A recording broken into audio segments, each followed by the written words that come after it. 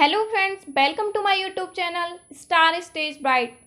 आज मैं आपके लिए एक और वीडियो लेकर आई हूँ जो बहुत ही इम्पोर्टेंट होने वाली है, इसीलिए वीडियो को लास्ट तक देखें।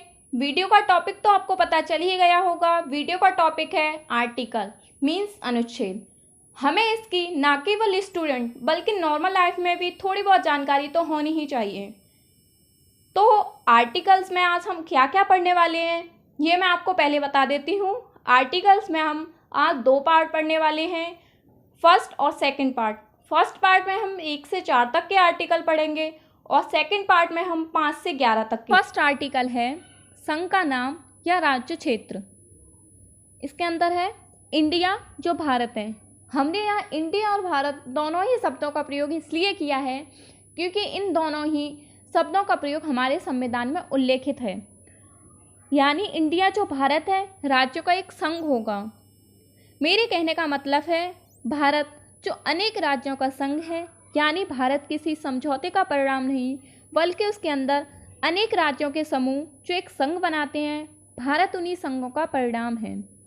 भारत तो राज्यों के संघ का परिणाम है, यानी भारत का कोई भी राज्य अगर उससे अलग होना चाहता है तो वो नहीं हो सकता क्योंकि भारत एक संघ के द्वारा निर्मित है।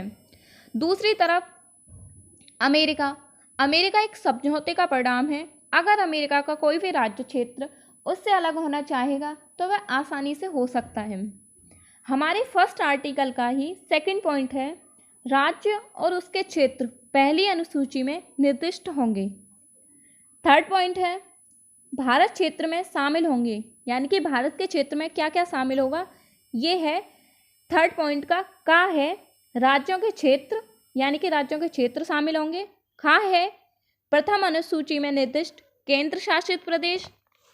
और थर्ड का ही गा है ऐसे अन्य प्रदेशों का अधिग्रहण किया जा सकता है, यानी प्रथम अनुसूची में जो केंद्र शासित प्रदेश निर्दिष्ट हैं उसी की तरह अन्य प्रदेशों का अधिग्रहण किया जा सकता है। अनुच्छेद फर्स्ट के ऑप्शन थर्ड के गा में। हमारा सेकंड आर्टिकल है नए राज्यों का प्रवेश या स्थापना। सेकंड आर्टिकल क्या कहता है? ये कहता है संसद को विधि द्वारा किसी भी नए राज्य क्षेत्र को भारत के क्षेत्र में शामिल करने का अधिकार है।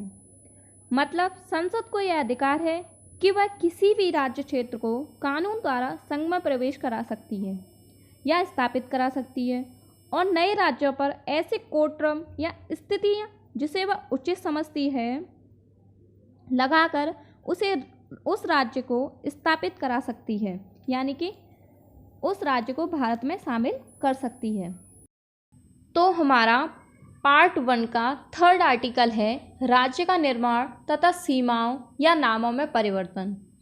ये आर्टिकल कहता है कि किसी भी राज्य से क्षेत्र को अलग करके या 2 या अधिक राज्य या राज्यों के कुछ हिस्सों को एकजुट करके या किसी भी राज्य के किसी भी हिस्से को एकजुट करके एक नया राज्य बनाना, यानी कि किसी भी हिस्से को जोड़कर एक नया राज्य बनाना इस आर्टिकल के अंतर्गत आता है। जिसमें फर्स्ट है किसी भी राज्य के क्षेत्र में वृद्धि करना। सेकंड पॉइंट है आर्टिकल 3 से किसी भी राज्य का क्षेत्र कम हो जाएगा। थर्ड पॉइंट है इसी से किसी राज्य की सीमाओं में परिवर्तन भी किया जा सकता है। फोर्थ है किसी राज्य का नाम भी बदला जा सकता है थर्ड आर्टिकल का यूज़ करके। परंतु कोई भी विधेयक शर्तों के साथ ही संसद में प्रस्तुत किया जा सकता है। फोर्थ पॉइंट में 2 पॉइंट हैं, जिसमें फर्स्ट है किसी भी उद्देश्य के लिए कोई भी विधेयक संसद के किसी भी सदन में राष्ट्रपति की पूर्व अनुमति के बिना पेश नहीं किया जा सकता, यानी कि संसद में कोई भी विधेयक प्रस्तुत करने से पहले राष्ट्रपति को इसके बारे में सूचित करना पड़ेगा। सेकंड पॉइंट है राष्ट्रपति ऐसे विधेयक को संबंधित राज्य की विधानसभा के पास उसका मत जानने के लिए अनिवार्य रूप से भेजेगा।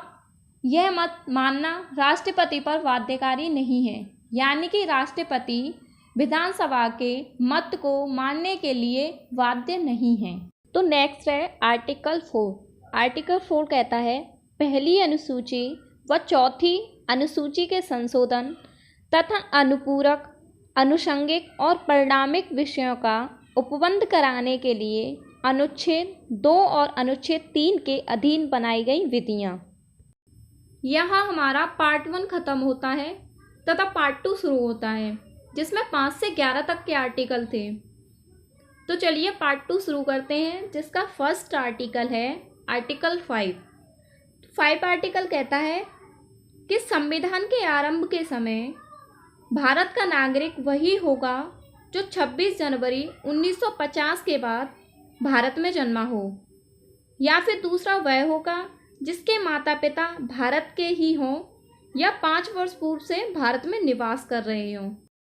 नेक्स्ट है 6 आर्टिकल कहता है पाकिस्तान से भारत को प्रव्रजन करने वाले कुछ व्यक्तियों के नागरिकता अधिकार। इसका मतलब है ऐसे व्यक्ति जो पाकिस्तान में शामिल कर लिए गए क्षेत्र से पलायन करके भारतीय क्षेत्र में बस गए हों, उसे निम्न शर्तों पर भारतीय नागरिक माना जाएगा।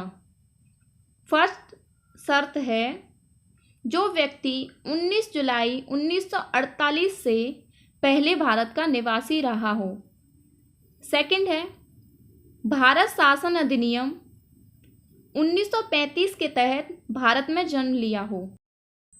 आर्टिकल 7 आर्टिकल है पाकिस्तान जाने वालों को नागरिकता, यानी ऐसे व्यक्ति जो 1 मार्च 1947 के पश्चात भारत के किसी भी राज्य क्षेत्र से पाकिस्तान के राज्य क्षेत्र में चले गए हों, वह भारत के नागरिक नहीं माने जाएंगे। यानी आर्टिकल 7 के अंतर्गत जो व्यक्ति भारत के किसी भी राज्य से पाकिस्तान चले गए हों, वह भारत के नागरिक नहीं माने जाएंगे। आर्टिकल 8 आर्टिकल है भारत के बाहर रहने वाले व्यक्तियों की नागरिकता। इसका मतलब है कोई भी ऐसा व्यक्ति जो खुद या उसके माता पिता, दादा दादी इनमें से कोई भी भारत में जन्मे हों, लेकिन अब वह विदेश में रह रहा हो, वह भारत का नागरिक समझा जाएगा। लेकिन इसके लिए उसे जहां वह रहता है वहां के भारतीय दूतावास पर जाकर पंजीकरण कराना होगा।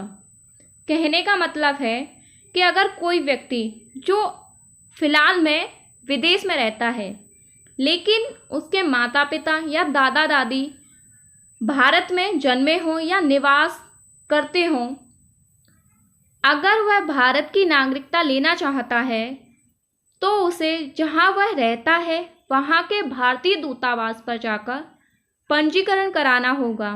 उसके पश्चात ही वह भारत की नागरिकता ले सकता है। इसमें भारत की नागरिकता का नष्ट होना है।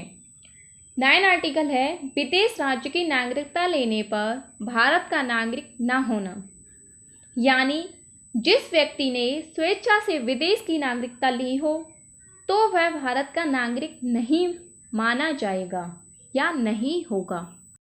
नेक्स्ट है आर्टिकल 10 आर्टिकल है नागरिकता के अधिकार का बना रहना।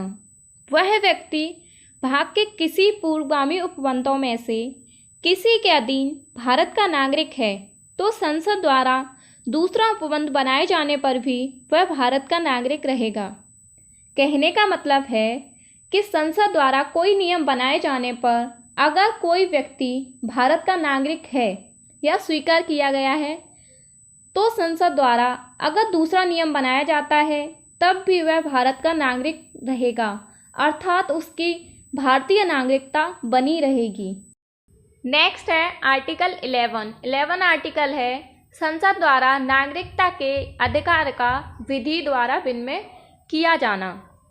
इसका मतलब है नागरिकता को प्राप्त करने या समाप्त करने और नागरिकता से संबंधित अन्य मामले के संबंध में कानून बनाने की शक्ति संसद को प्राप्त है। आज के लिए बस इतना ही। जल्दी ही मिलेंगे एक और नई वीडियो में।